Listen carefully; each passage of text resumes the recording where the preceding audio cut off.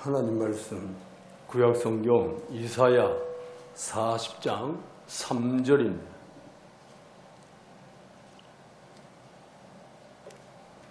3절 한 절만 합독하시겠습니다. 외치는 자의 소리여 이르되 너희는 광야에서 여호와의 길을 예비하라. 사막에서 우리 하나님의 대로를 평탄하게 하라. 아멘. 가끔 미국의 넓은 사막을 배경으로 하는 서부 영화를 보게 되면 참 미국 땅이 넓긴 넓다, 그런 생각을 하게 됩니다. 우리는 보통 이 사막지대를 가르쳐서 광야라 그럽니다. 성경에도 광야에 관한 말씀이 자주 등장을 하지요. 모세가 이스라엘 백성들을 이끌고 애굽에서 나와가지고 가나안으로 가기 위해서 접어든 것이 광야입니다. 이 광야는 시나이 반도에 걸쳐 있는 신의 광야라 그래요. 미국의 사막지대와 거의 흡사하죠. 그런데 오늘날 이 본문 속에서 말씀하는 광야는 신의 광야가 아니고 유대의 광야를 지칭합니다. 이 광야는 사막이 아니고 험한 산악지대와도 같습니다. 그런데 이것을 광야 혹은 사막이라 부르는 이유는 사막처럼 태양이 워낙 뜨겁고 쉴 곳이 없고 아무것도 살지 않기 때문에 그렇게 부르는 겁니다. 성경시대에는 이곳에 맹수들도 자주 출현을 했어요. 가끔은 홀로 거쳐가는 행인들을 털기 위해서 강도들도 나타나곤 했습니다. 우리 성경에 예수님이 하신 비유가 있지요. 여리고를 가다가 한 사람이 강도를 만났죠. 급한 죽어가던 가운데 지나가는 사마리아 사람을 만나서 은혜를 입은 그 예수님의 비유도 바로 이곳 유대의 광야를 배경으로 합니다. 성경에 보면 이 유대 광야를 배경으로 하는 말씀이 많이 나타나요. 먼저 유대의 광야의 모습을 화면으로 볼 텐데 보신 분들도 계시겠지만 화면 한번 열어보세요. 지금 이제 산악지대에서 보는 모습이에요. 어떻게 보면 그 사막처럼 넓게 퍼져 있긴 하지만 저 뒤쪽으로는 아주 계곡이에요. 또 넘겨보세요. 저런 식이에요. 저래가지고 저 낭떠러지에 굴러 떨어지면 뼈도 못 추린다고. 굉장히 깊어요. 또 이제 꼭 산악지대처럼 저렇게 생겼죠. 또 넘겨보세요. 저기 서 있는 사람이 누군지 아시겠어요? 저기 서 있는 사람이 워낙 뜨거우니까 모자 둘러쓰고 뭐 별걸 다 뒤집어 쓰고 있는데 이 신의 사모. 또 넘겨보세요. 저기 이제 우리 일행들이 같이 걷고 있는 저렇게 오솔길처럼 만들어져 있어요. 그 사이에. 근데 저 길을 따라서 예루살렘에서 넘어서 이 감람산 겟세마네 동산을 넘어가지고 저 길을 따라서 여리고 쪽으로 내려가요. 갈릴리 바다로 해서 여리고로 그렇게 내려갑니다. 또 넘겨봐요. 조금 더 구체적으로 보이죠? 저 뒤로만 딱 넘어가면 그냥 계곡이 깊은 계곡. 이게 유다 광야는 저렇게 험해요. 굉장히 험한데 저렇게 보니까 풀 한 폭이 없잖아요.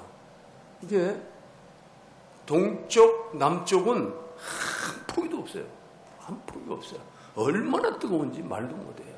이제 북쪽으로 가야 조금 이제 거기는 해가 안 비치니까 거기는 이제 조금 이제 풀들이 있어서 양떼들이 먹을 이제 초목도 좀 자라나고 그렇게 합니다.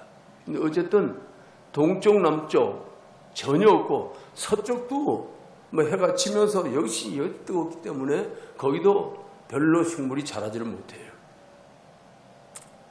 근데 어쨌든 이 유다 광야에서 지금 일어나는 사건에 대해서 오늘 말씀을 하고 있어요. 그래서 이 말씀을 우리 한번 생각을 해볼 필요가 있는데 본문 3절을 한번 보시겠습니다. 다 같이 다시 한번 읽습니다. 외치는 자의 소리여 이르되 너희는 광야에서 여호와의 길을 예비하라. 사막에서 우리 하나님의 대로를 평탄하게 하라. 그래서 오늘은 이 말씀을 중심으로 광야의 은혜라는 제하에서 말씀의 은혜를 나누기를 원합니다. 이 광야라고 하는 말은 히브리 원어로 미드바르라고 그래요. 미드바르. 그런데 이 미드바르는 광야라는 뜻도 있지만 황무지라는 뜻이 있어요. 근데 글자 그대로 유대 광야는 황무지예요. 그냥 뭐 모래 벌판 깔려있는 사막이나 마찬가지예요. 황무지예요. 왜냐하면 이건 너무 태양 광선이 뜨거워요. 굉장히 뜨겁습니다. 뜨겁다 보니까 풀 한 포기도 나지 않는데 그냥 그늘만 있으면 시원할 텐데 그늘이 없어요. 아무것도 없어요. 이제 이런 상황이 되니까 이곳을 가르쳐서 황무지라. 광야라는 뜻도 있지 황무지라는 뜻도 있어요. 근데 광야를 의미하는 이 미드바르라는 단어가 말씀한다라는 뜻을 가진 다바르라는 단어에서 유래가 돼요. 이게 무슨 이야기냐면 광야하고 말씀은 지금 연결되어 있다. 이 황무지 같은 광야에 하나님의 말씀이 나온다 그 말이에요. 실제로 광야와 하나님의 말씀이 연결되는데 광야 안에서 하나님이 말씀하신다. 이런 의미가 되는 것입니다. 그래서 이스라엘 백성들은 광야라 그러면은 뭘 떠올리냐면은 뭐 뜨거운 태양 이걸 떠올리는 게 아니고 광야 그러면 하나님의 말씀이 있는 곳, 하나님을 만나는 곳 이렇게 딱 각인이 되는 거야. 그래서 광야는 이질적인 장소가 아니고 유대인들에게 있어서는 고마운 장소고 그리운 장소예요. 여기에 가면 하나님을 만난다. 이렇게 생각을 하고 있는 것입니다. 그런데 바로 이 광야에 누가 등장해요? 세례 요한이 등장합니다.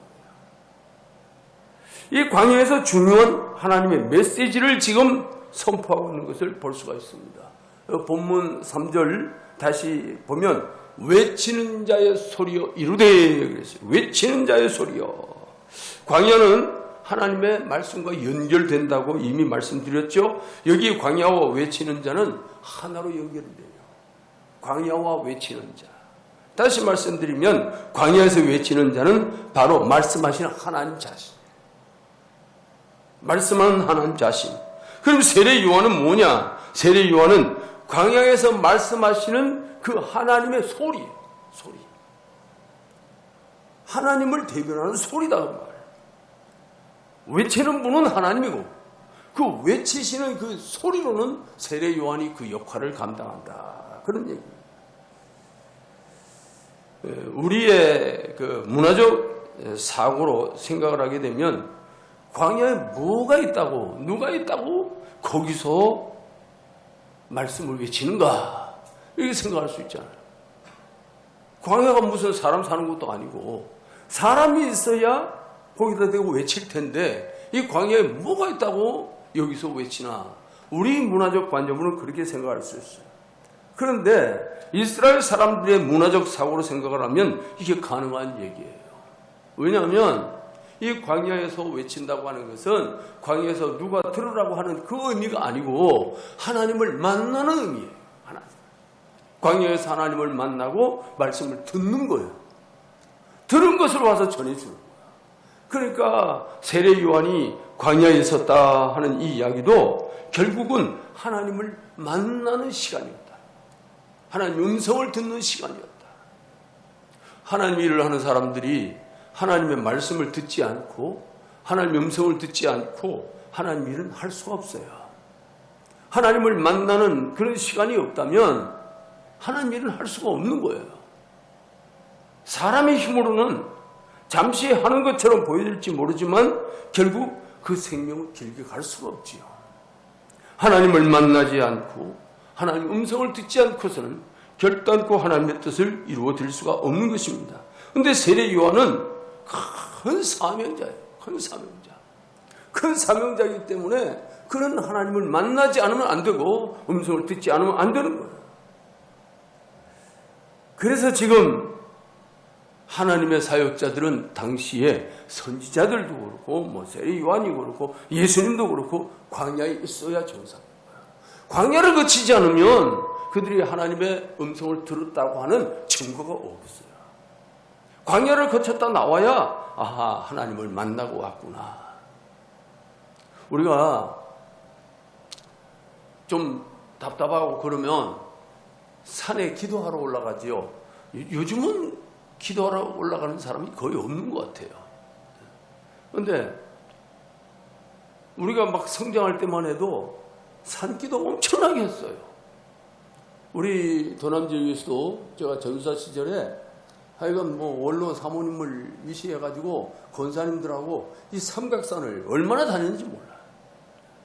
근데 지금은 삼각산 가서 기도하는 사람이 거의 없는 것 같아요.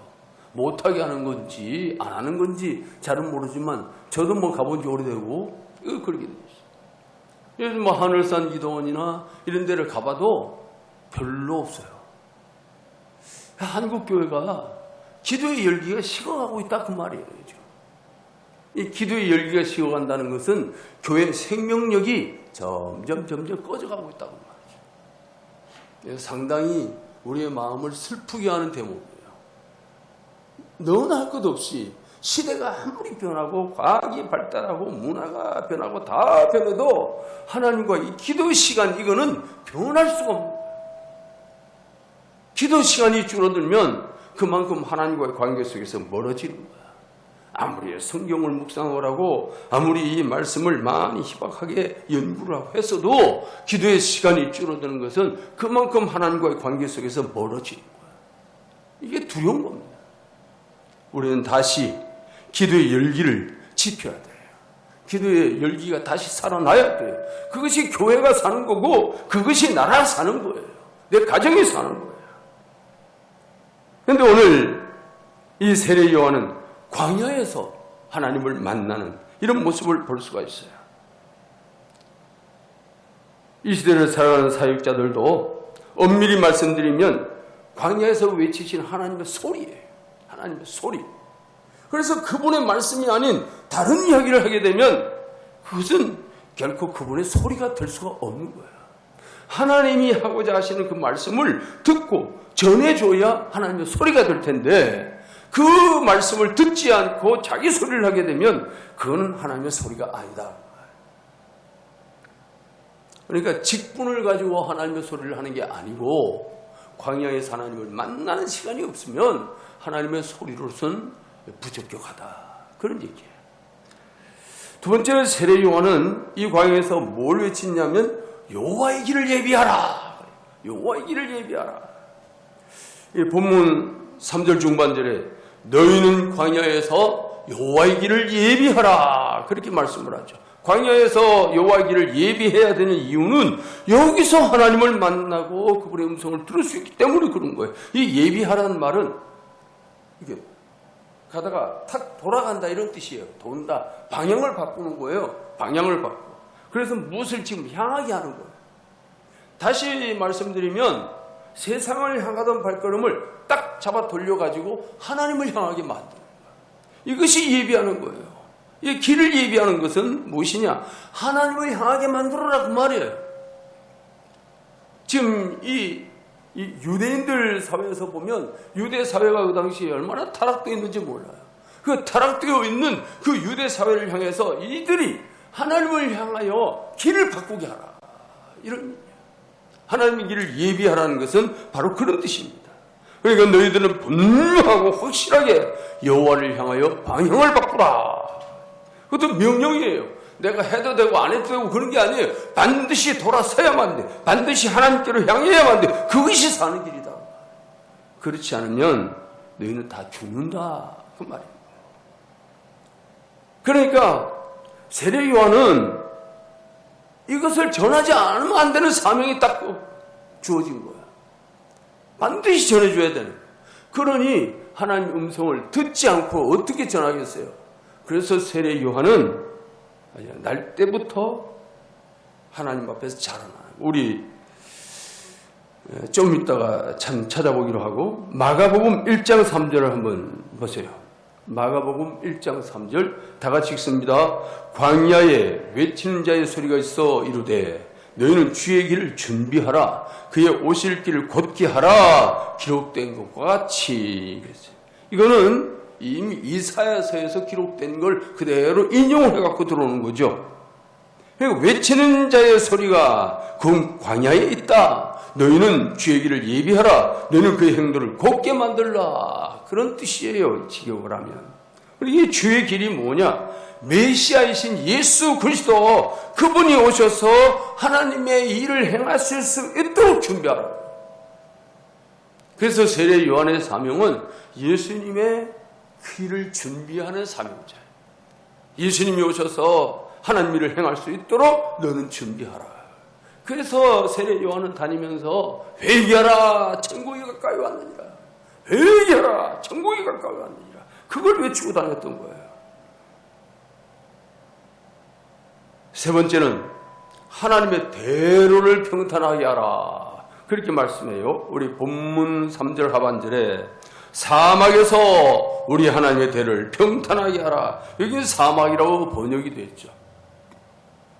이 유다 광야를 두고 얘기하는 거예요. 세례 요한이 광야에 나타나서 회개 세례를 전파하기 시작해요. 우리 마가복음 1장 4절에서 5절 말씀, 4절 5절 말씀 같이 읽습니다. 세례 요한이 광야에 이르러 죄 사함을 받게 하는 회개 세례를 전파하니 온 유대 지방과 예루살렘 사람이 다 나아가 자기 죄를 자복하고 요단강에서 그에게 세례를 받더라. 여기 왜 회개의 세례를 전파할까요? 하나님의 대로를 평탄케 하는 작업이에요. 우리 누가복음 1장 80절 한번 보시겠습니다. 이 세례 요한에 대한 이야기요. 다 같이 읽습니다. 아이가 자라며 심령이 강하여지며 이스라엘에 나타난 날까지 빈들이 있으니라. 이 빈들이 광야예요. 광야. 그러니까 세례 요한은 주로 광야 생활을 했어요. 그 사역을 하기 전까지도. 왜 그랬을까요? 하나님 앞에 훈련받는 시간이었어요. 이 광야에서 하나님의 음성을 들으면서 자기의 사명을 다시 인식하고 하나님 앞에 자기를 준비하는, 그래서 메시아기를 준비하기 위해서 철저히 훈련받는 기간이 이 빈들에 있는 시간입니다. 그러면 우리들에게 있어서 광야는 과연 어디일까요? 우리들에게 있어서 빈들은 어디일까요? 산꼭대기를 가야만 되는 것일까요? 기도원을 가야만 되는 것일까요? 산을 찾아가고 기도원을 찾아가고 좋아요.